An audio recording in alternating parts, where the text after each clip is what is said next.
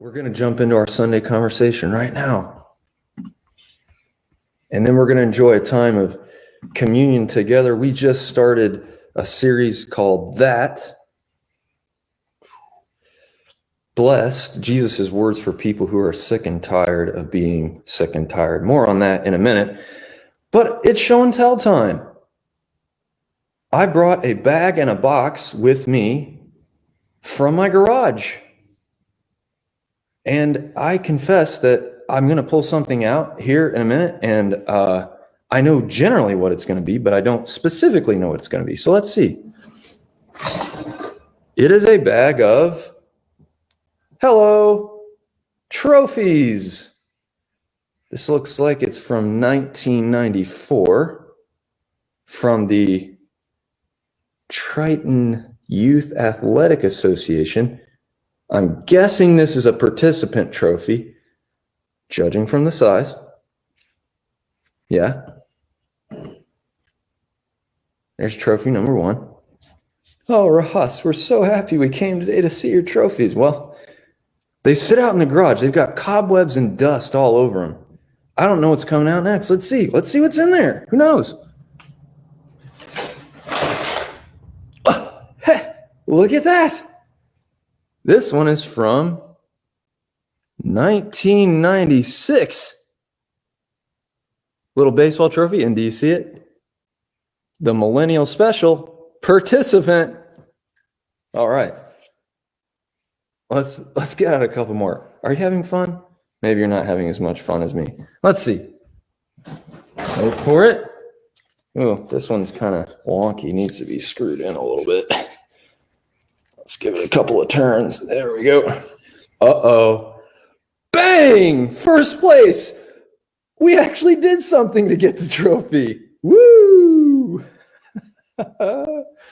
Oh, geez. Couple more, and then I swear I'll leave you alone here. All this stuff just sitting in bags and boxes in my garage, gathering dust. Let's see what this one is. Ah, here we go. This is a nice one. Most improved, which means it's a nice way of saying you weren't very good, but we noticed you're trying. All right. And finally, let's see what this one is. Oh, wait for it. We've got another participant trophy. All right. Roger, I might have been. Roger points out that I might have been the best water boy ever. Correct. What the heck? We'll grab one more out because we're having fun. Oh, sorry. Let's see. Didn't mean to do that one. There we go. And we've got let's see. Oh, okay. We got a little, looks like some sort of basketball tournament champs. I actually did something to earn this one, I think. All right. Anyways. Connor also, hey, welcome to the club. Connor, also a Little League baseball champ. It's a small group of us, but, you know, that's my son in the background. How you doing over there, bud? Good. All right, good. Glad to hear it. Why am I showing these trophies? We're going to get to a couple of statements in a minute, but there's a song that I like by John Mark McMillan that I've referenced before. It is called, here you go. Congratulations, Marine. You were the worst bowler. Did you get a participant trophy for it? It's called Tongues of Fire by John Mark McMillan. He says, memories rust and trophies fade. Remnants of our glory days. Will we regret the thing that we've made from your table? I can see a better way. Memories rust, trophies fade, remnants of our glory days. Will we regret the thing that we've made from your table? I can see a better way. Oh man, I have hungered and thirsted my whole life for trophies. It's the God's honest truth. And there was a point in my life where I got exactly what I was longing for. Did you know I have a degree from Vanderbilt University? I got an award when I was there. And after we celebrated that graduation, I know I'm sounding like a jerk. Stay with me.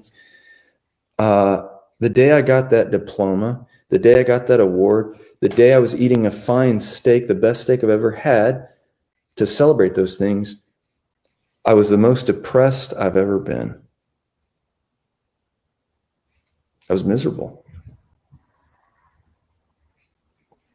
Be careful what you long for, what you wish for.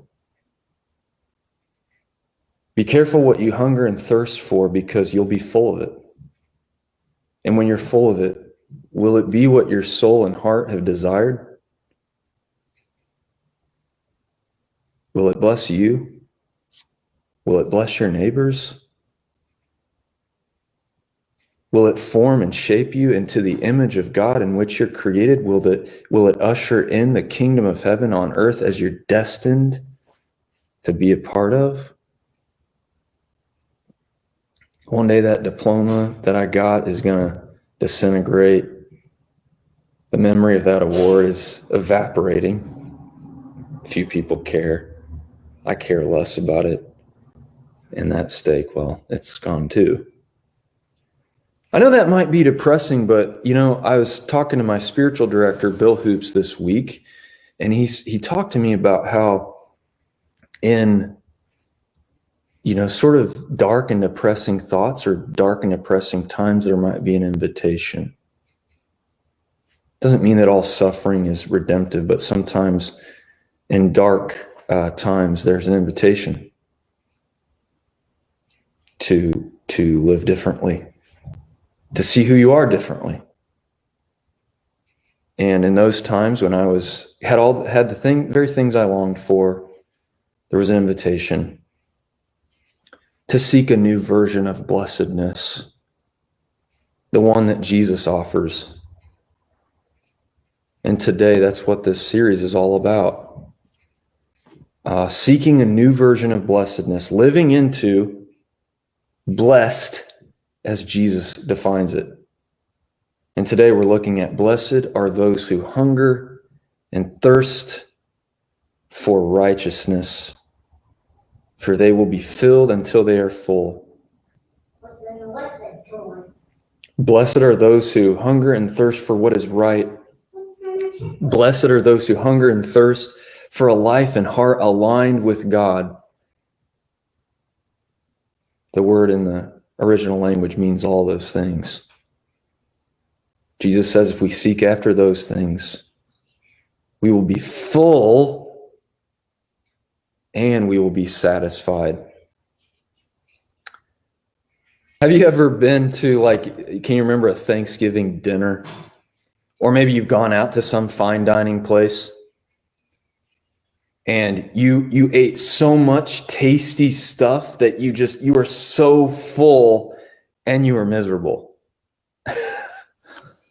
I think of my Aunt Bonnie a few years back after Thanksgiving. She had to go back on the bed and lie down because she ate so much good stuff. She was miserable. Good stuff. Isn't that the human condition? That we fill our lives with all this stuff that is pretty good. It's not that it's all bad, but we go over. We go into excess. We just have this hunger and this insatiable desire to acquire more and more and more and more. And we get filled and then we are empty. Isn't that the human condition? That our lives are somehow full and yet we are empty. As one song I love says, we're drowning in ambition, but we're thirsty. The good news that Jesus says today is that if you seek after righteousness, what is right according to Jesus, a heart and life aligned with God, a life that blesses you and your neighbor, not just you, you will be full and fulfilled. You will be satisfied. Here's the tough thing, though. We may want to say we hunger and thirst for such things. But our bank account, our statements, our card statements, our screen time report, which I got today. I hate this screen time report because it tells me the truth of what I've been doing with my time. Our calendars, they tell the truth. Our budgets, bank accounts, bank statements, card statements, screen time report, calendars, they tell the truth about what we're hungering and thirsting for in a way. So I want to ask you, this is a space of freedom, a liberating space. What is, if you were to let your budget, your bank account, your bank statement, your credit card statement, your screen time report, your calendar tell the truth of what you're consuming in your life? Good point, Connor. What are you actually consuming? What are you actually hungering and thirsting for? I'll step back in the comments and let you speak to that. I'll just rephrase it one more time. We may say that we hunger and thirst for what is right according to God. We may say we hunger and thirst for a heart and life aligned with God. But what are our budgets, bank accounts, screen time reports, calendars? What truth do they say about not just what we're hungering and thirsting for, but what we're consuming? What do you have to say in the comments?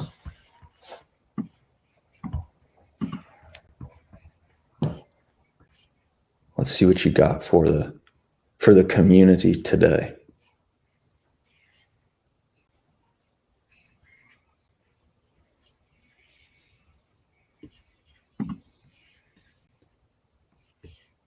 Come on, I know you got more than that.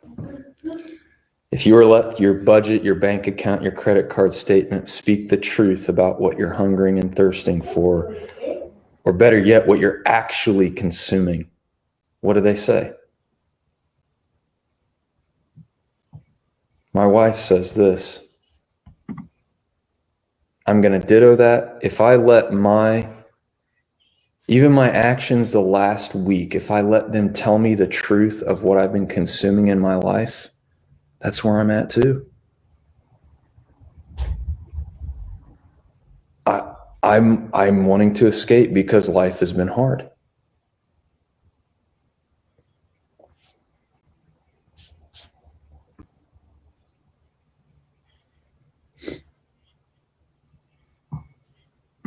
Delise says this is what she's saying her screen time report tells the truth of.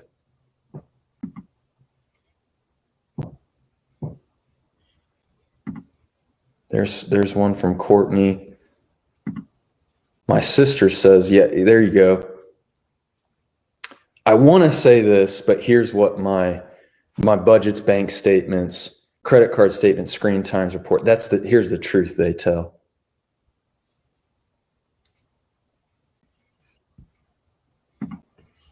We've gotten a comment that says, too many appointments to nothingness. Yeah. We just fill the void, right? Delete said it, I can't stand silence. Mary says, hey, here's what I'm consuming. I'm consuming this. I may want to say I hunger and thirst for this, but my screen time report tells this truth over here. What about your bank statement, your credit card statement? What truth do they tell?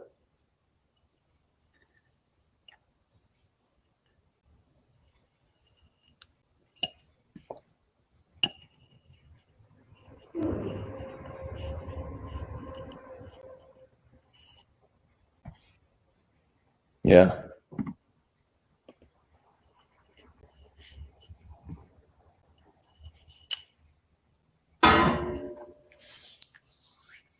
Thanks for those comments, folks.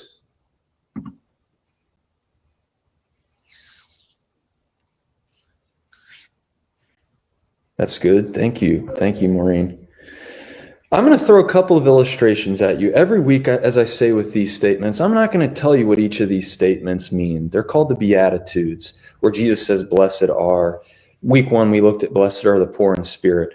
Blessed are those who mourn, for they will be comforted. Last week, we looked at blessed are the meek, for they will inherit the earth. And this week, blessed are those who hunger and thirst for righteousness, for they will be filled until they are full. I don't know what Jesus means exactly when he says those things. In fact, I told you week 1 that I think maybe these statements are designed to unsettle us a bit, to disorient us a bit, and give us a chance to reconsider or consider for the first time the person and way of Jesus. I don't know what he means, but I take him really seriously. When he says, blessed are the poor in spirit, for theirs is the kingdom of heaven, I'm not sure exactly what he means, but I believe him. There's something about folks who are poor in spirit who are blessed, and they're blessed now. There's some reality that Jesus knows. Jesus says that those who are mourning, who've had some of the toughest and saddest times, not they might be comforted, they will be. And the meek, the gentle, the humble, who look like Jesus riding into Jerusalem on the colt of a donkey, the kind of king who gets a crown of thorns pressed into his head. Oh yeah, did Jesus get any awards or diplomas or trophies? He got a plaque once. Yeah, right above his head when he was crucified. Nice little plaque that said, Jesus of Nazareth, King of the Jews.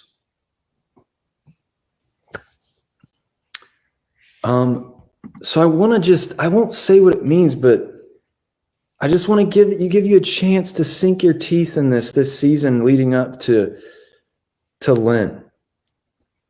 If we're going to understand a bit of what Jesus is saying here, we got to look elsewhere in the Gospel of Matthew. Gospel of Matthew is one account of Jesus' life, just one. And sometimes to sink our teeth into the words of the Bible, we got to look elsewhere in the library, which is what the Bible is more like. It's a library of books. It's not just a book. And listen to what Jesus says if you're trying to get your teeth into what he's saying with blessed are those who hunger and thirst for righteousness, or what is right, or what is just. In the Bible, the word for righteousness and justice is the same word in the original language. What's he getting at here?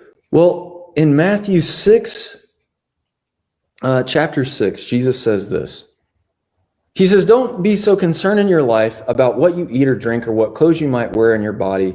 Isn't life more than food and body more than clothes? Oftentimes we've translated that to mean, oh, Jesus is saying God provides, so don't worry. And I think that's there. I think that understanding is there. But I think in making that interpretation, I'm not sure we've gone all the way with what Jesus is trying to communicate to us, A. And B, I think we're trying to sanitize Jesus' words a little bit, to not let them mess with us a little bit. I'm going to reframe that statement for you. Jesus, the word he uses for food there in the original language sounds exactly like our English word trophies. The word for food is trophes. So let me say it again. He says, don't be adding anxiety and tension into your spirit life, your life spirit. The word in the original language means like spirit. It's the same word we use for soul, but also gets translated life. He says, don't be adding anxiety into your life spirit, worrying about what you might eat or what you might drink, or don't be adding tension and anxiety into your body. When I am struggling with anxiety, it shows up all over my body. Don't be adding anxiety and tension to your body, worrying about what clothes you might wear. Isn't life more than trophies, food, and the body more than clothes? What if Jesus knows that as human beings, what we're going to end up hungering and thirsting for in our lives are things like fine dining, fancy clothes, and trophies, things that we use to numb and treat the disorder we feel deep down in our bones? What if he knows that our human nature is going to be a nature that fights for the escape and seeks after fine dining, fancy clothes, and trophies, recognition, awards, the affirmation of people? Ross, that's a stretch. I think he's just saying God provides her. Well, shortly after that phrase, he says, you can't serve two masters. You'll love the one and hate the other. You can't serve God and wealth. I might throw in there, you can't serve God and ambition. The relentless desire for more. More gourmet foods and the best clothes and all these trophies that are going to rust and the memories of them will fade. Is that what you're hungering and thirsting for? The second illustration I want to throw out to you is this. Jesus says, go take a lesson from the birds. In that same chapter, he says, look at the birds. They don't sow or reap or gather into barns, and yet your Father continuously cares for them. Aren't you more important than they? I'm hearing now in Jesus' statement a bit of sarcasm. Aren't you smarter than birds? Doesn't seem like it. See, because the birds know that they're destined to fly, and they know if they spend their life hungering and thirsting for hoarding seed, they'll be weighed down and kept from their destiny of flying. Oh, and go check out their nests. You know how big their nests are? There's just enough room for their family and a few necessities. They're not giving their lives over to this insatiable desire for more. But you're smarter than them. Sure you are. Someone has a very loud motorcycle out here. What are you hungering and thirsting for? What's your budget and bank account and your screen report say that you're seeking after? And is it aligning your heart and life with God in a way that blesses you and your neighbor? If you check off a goal on your resolution sheet, a great question for yourself is, there like a couple, is it fulfilling for both you and your neighbor? That's what the word Jesus uses here. Blessed are those who hunger for the kind of stuff that blesses you and your neighbor, that set wrong things right in you and in the social order for your neighbor. Christianity has been way too much about the individual. What Jesus uses here is the plural. Blessed are all the people who hunger and thirst for righteousness, for all of them will be filled. Here's the good news. Jesus says, if you hunger and thirst for the good stuff, not the good stuff as the culture defines it, not the mansion and the Maserati and the plaques and the trophies, but the good stuff of the kingdom of heaven, a heart and life aligned with God's Spirit.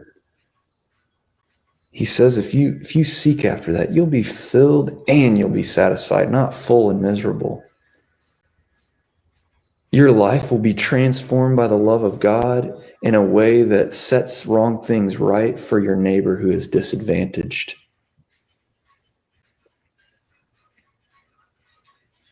hear my soundtrack back here, by the way. My son's on his tablet giving us some soundtrack music today. Hey, it's time for this simple bread here. Look at this. It's the simplest of stuff. This right here is flour and oil and salt and water. That's it. The most ordinary stuff. Just a little cup of drink right here. And yet Jesus invites us to his table like he did with his first followers. He was celebrating a meal of old that his people celebrated, his ancestors, which celebrated that God is the one who frees, liberates, blesses, and calls us to seek liberation for the people around us. But also Jesus was telling us, I think, that a life filled with simple things, simple, minimal things that God gives is a good life. Because a life lived that way frees you to be blessed and to bless others. And finally, it's the message that God works through the most ordinary of things to channel grace upon grace, love, God's power into the world. God works through ordinary things like bread and this cup and people like you and me to bring the kingdom of heaven to earth. Jesus gathers us at his table, and as John Mark McMillan says, from the vantage point of Jesus's table, we see a better way for living. Jesus always welcomes us and all of our neighbors to the table. Is your life sending that message? Are you receiving that message yourself? You are welcome at Jesus's table always and at any time, and his grace is there for you. He says when he ate this meal with his followers the night before he died, that I won't eat of this again until it is fulfilled in the kingdom of heaven. Basically, he was saying one day we're all going to gather around this feasting table when death and evil and injustice and sin are destroyed once and for all. So when you eat this meal, you're remembering where everything is headed and what your life is for. Jesus took a piece of bread and he broke it. And he says, when you eat this, remember that my body is broken for you. I have suffered with you. I have faced evil and death. I'm with you. My body is broken for you. And he took the cup and he said, when you drink of this, remember that my blood has been poured out for you as an eternal love letter from God. If you think that God is only some wrathful person up in the sky watching over to make sure you do good and then blesses you, Jesus says, you've missed it. Yes, God is heartsick and angry when you're wandering, doing your own thing, filling your life with the things that can't satisfy. But Jesus says, nonetheless, you're welcome at my table. And so, let's pray and then eat with Jesus together. Yeah, I wrote pretty well of this. You did? Great. Sorry, a little report from my son. God, pour out your Holy Spirit on those of us, all of us gathered here at the table of Jesus. And on this bread and this cup, that they would be for us the bread and cup of Jesus. Not so that we would fill ourselves and hoard up blessings, Lord, but so that we would know what true blessedness is, and that we would walk with that blessedness alongside our neighbors, especially disadvantaged ones.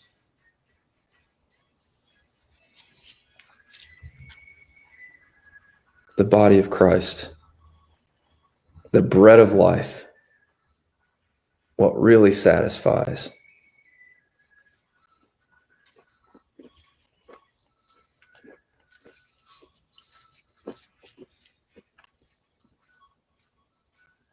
and the cup of salvation, the good stuff.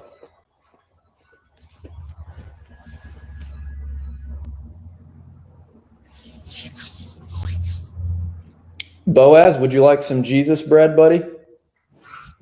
Come on over, man. There you go. You want to say hi to people? No? Yeah? Ah, there he is. Can you say hi? Hi. What's on your shirt? That what? That what? All right. You want to say bye? Bye. All right. Are you leaving now? In a minute. Can you go sit down and play for a few more minutes? Go ahead and take that.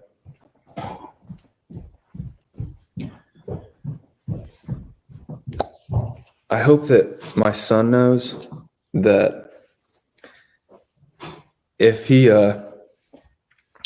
doesn't get all the trophies, even the first place ones, but instead turns towards God and seeks the simple things of God's grace and God's strength, seeks a simple life of a heart and life aligned with Jesus, that is the good life. Even when other people around him aren't doing it, I hope that my son knows that if he eats that bread and it moves him to stand up for his neighbor who is oppressed, and people scream and shout at him while he does it, I hope he knows. I hope I teach him. I pray that I do, that that's a good life. And I hope we can teach that to each other, friends.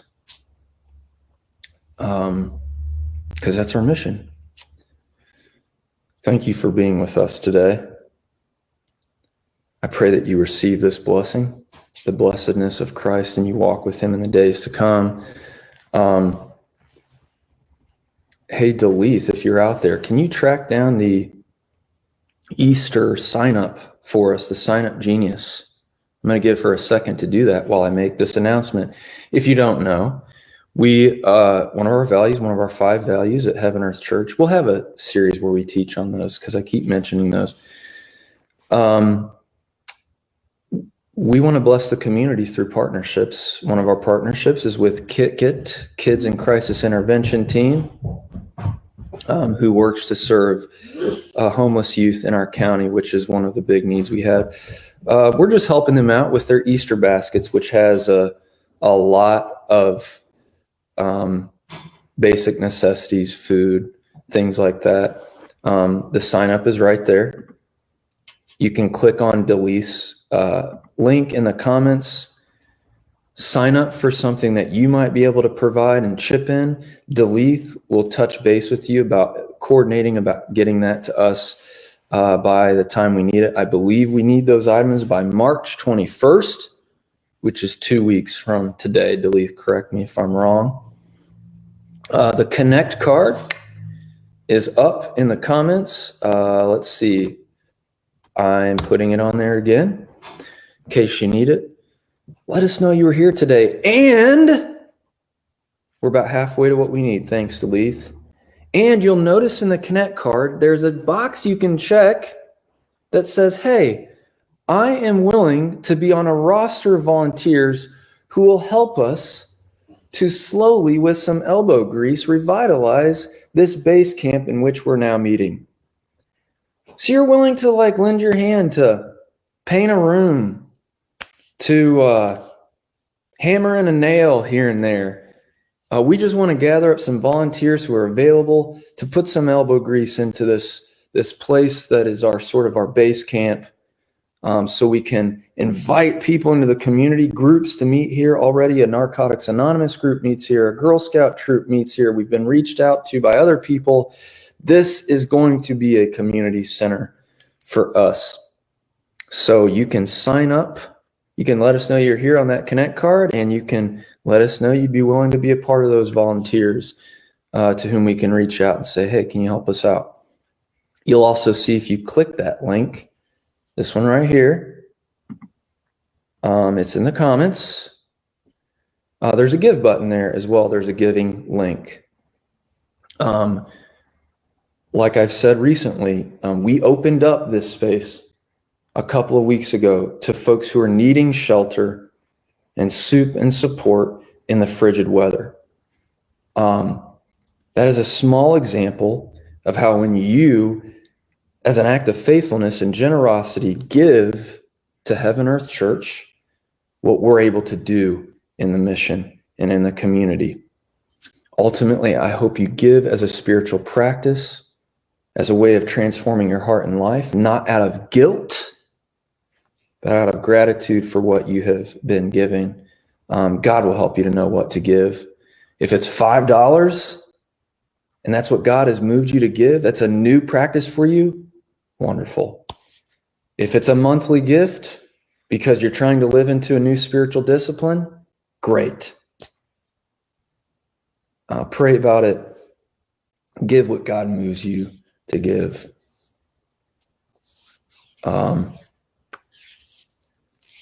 Thank you again for being with us today.